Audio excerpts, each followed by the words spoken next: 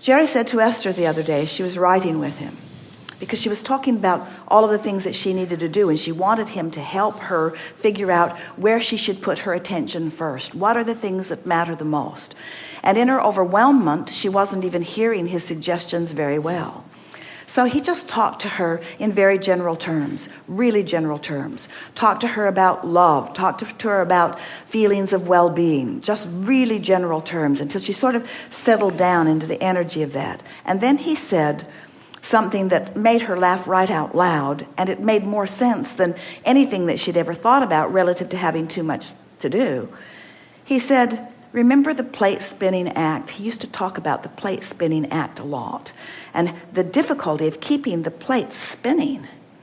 And he said to Esther, some of the plates are spinning significantly, and they are stable.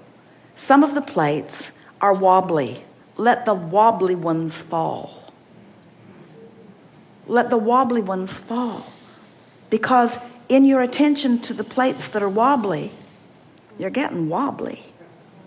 You see, where when you focus upon what doesn't need your attention, and you let what doesn't need your attention then be the basis that you establish for the next and the next and the next and the next, soon you discover how many partners and friends and cooperative components you have to assist you in all of this. And your satisfaction comes from knowing that you did the work. And as our friend said, it's such a glorious feeling of birthing the thought. And we're wanting to soften that by letting you know you didn't birth it when you let it appear in your grid. You birthed it a long time ago. You recognized the thought that had been birthed. And oh, that recognition is just going to keep coming and coming. It's going to come in the form of ease. It's going to come in the form of lightheartedness. It's going to come in the form of funny people coming into your experience. It's going to come in the form of ideas popping into your mind at perfect times. And it's going to come in the form of ideas relative to the property acquisition and releasing and managing that you're all a part of. It's going to come in regards to all of those things. But as it comes, as each piece of it comes, once you've done this basic grid work, you're going to feel satisfied as it comes, and you're going to feel an integral part of it. Long before we were talking about the vortex, long before we were talking about the grid, long before we were talking about things moving downstream, really in the early stages when we were talking about you create your own reality, we were explaining to Esther, as you are focused in your now and you care about how you feel, that as you find that feeling place, everything will fill in around that. It really is finding the feeling place.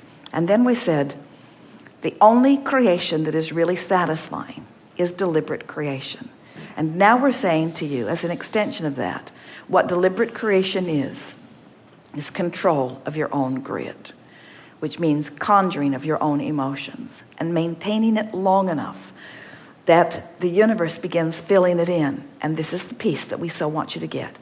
Filling it in with recognizable things. Recognizable things because you will recognize the vibrational essence of them, and you will know the part that you played in them. And there is nothing more rewarding than to meet someone and hear them say something and know that they came because of the work that you did, you see. It's delicious creating. Beautiful.